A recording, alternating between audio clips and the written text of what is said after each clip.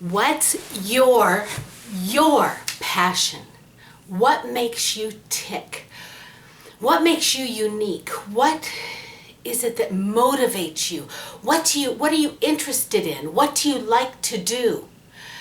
It's those things that make you who you are, and it's those things who are going to take you into the wonderful destiny that you were made for.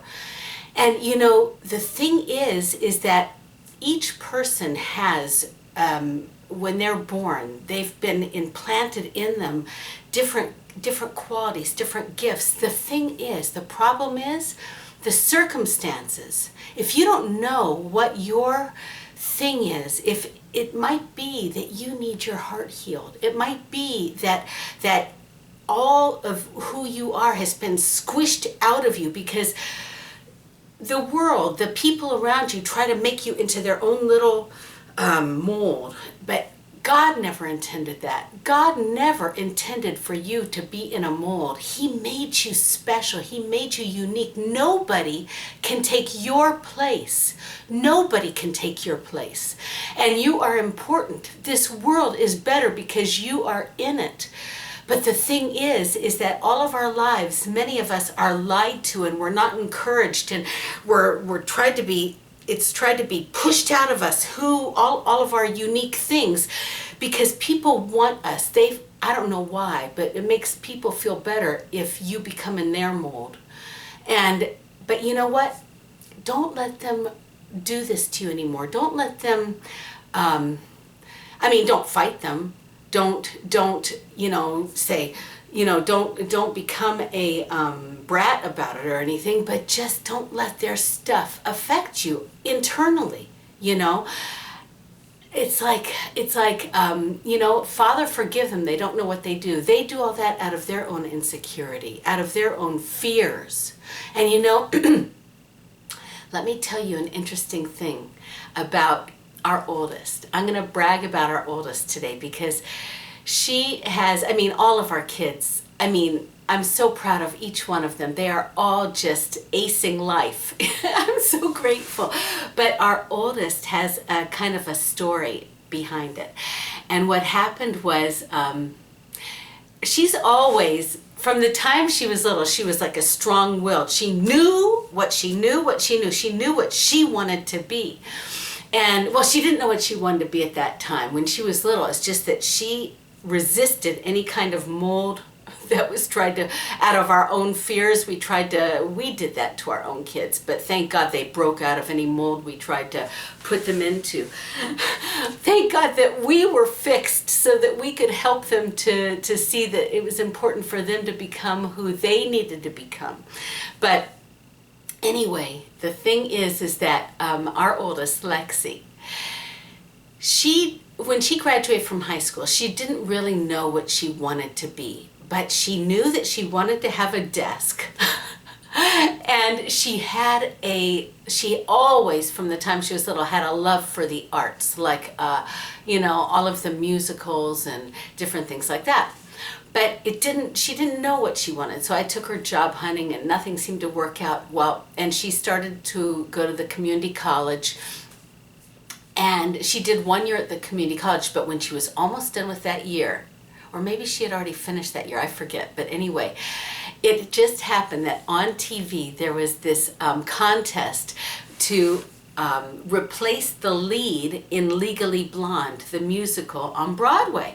And whoever won the contest was going to be able to, it was like a reality show, but whoever won it was going to be able to take the lead and on Broadway. So all of a sudden she became obsessed with this show, but through it she realized she wanted to be in theater. It was like something just struck a chord in her, and for the first time she had an idea of who she was meant to be. So she goes to New York, and thank God, there were some, we didn't have any money, but my grandparents had left a little bit of money for my children, and with that they were able to go to school, so thank God for that. But anyway, so she went to New York, And this, we were fearful. We were fearful for her to go to New York, but we were just, okay, God help her, you know. And she really did well in college and everything, but she studied to be a stage manager. But you know what she did? This was like, it was like God showing her what she was meant to be, getting her in the right direction, but it was also her hard work. She is an extremely hard worker, and she put herself out there. Like, she wanted to know what she should do. So somebody said to her, you should apply to shadow backstage at Broadway. And she got to go, she applied, and she got to go behind the scenes in Broadway and meet the stars, but also shadow the stage managers and get an idea. Well, anyway, she finished her college. She graduated. We're so proud of her. But she got an apartment, and all along God was answering our prayers because she didn't even know how she was going to pay for this apartment. But then God got her the best jobs. But let me tell you, it didn't come easy. And there were days where, she would apply to jobs and it would be nothing. And I would say, Lexy, God wants to give you the best. He wants to give you the best. Don't give up. And so she would continue on applying. And finally, it's like all the ones that were not supposed to be for her, she didn't get. But it was so difficult because she was, I'm not getting any jobs. What's going to happen? But at the last minute, that's the point. God always opens the door at the last minute. That's the way He is. But at the last minute, she got the two best jobs she could have. And one of them was right across the street from her apartment. And the other was 2 blocks away from her apartment that she could walk to. One was a job at a craft studio where she helped people at this arts and crafts place, and the other one was babysitting. Okay, so she was not only able to pay her bills, but she was able to save $5,000. But at the end of that year, she realized things are not opening up for me in New York in my field. And she got in her heart that she was going to go to LA, but she had $5,000 that she had earned on her own to go to, she came home, bought a car with her own money that she had saved, and then I drove her across country, and it was the best 5 days of our lives. We just had the best time. We went to the Grand Canyon. We went to New Orleans, where we ran into Richard Simmons just on the street. It was like a sign that she was going to be working with the stars. But anyway, so she gets out to LA. She knew nobody, but she had faith, and her middle name is Faith, but she just had faith just to try, and so she got this little apartment, at first she just stayed in a home of people that she had looked on Craigslist or something. They were very nice. And then she started to go for it, and she just applied everywhere, and she did some jobs for free as a PA, which is production assistant.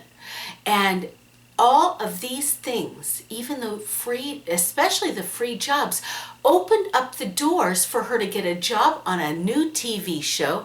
And then, so then after she was in the job of the TV show, it was great, but it just seemed like it wasn't going to take her where she wanted to be. And she started to realize she wanted to work in the field of being a manager for movie stars or TV stars or whatever. And so she quit her job there, and this last year was the hardest. And it was like she got babysitting jobs, and she had a job working for a manager that it just didn't seem to be going anywhere. She was his assistant. But then she kept wanting to give up, but we kept praying.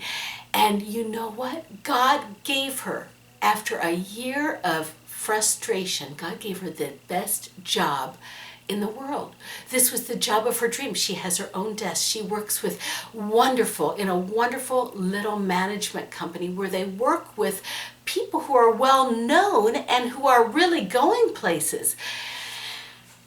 I said all this to say, she was made for that. My second daughter was made to be a nurse, and she's just about to graduate being a nurse.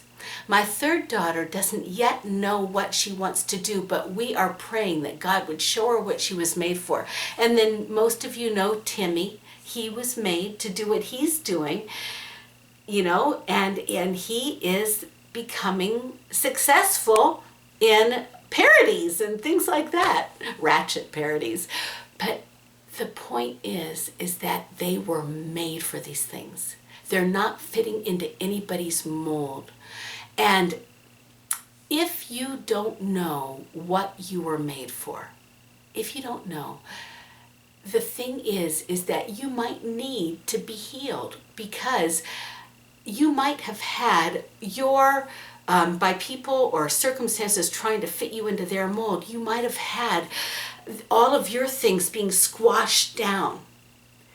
But you know what? I pray for you that God would heal your heart, that you would look to him, because he has not put you in a mold. He never made you to be in a mold. He wants to pour out his love upon you, to touch you in the innermost being, heal your heart, and he wants to, when his love touches those gifts that are in you, it will make them come alive. And he will give you wisdom to get into whatever you were made for, and he will open the doors for you according to his will, and he'll give you the best life. But just ask him. Okay, go for your dreams. Go for your passion. Start to investigate in you what interests you. And you know what? I'm going to tell you, God, it's going to be a happy, good life. Okay? Love you guys. Bye.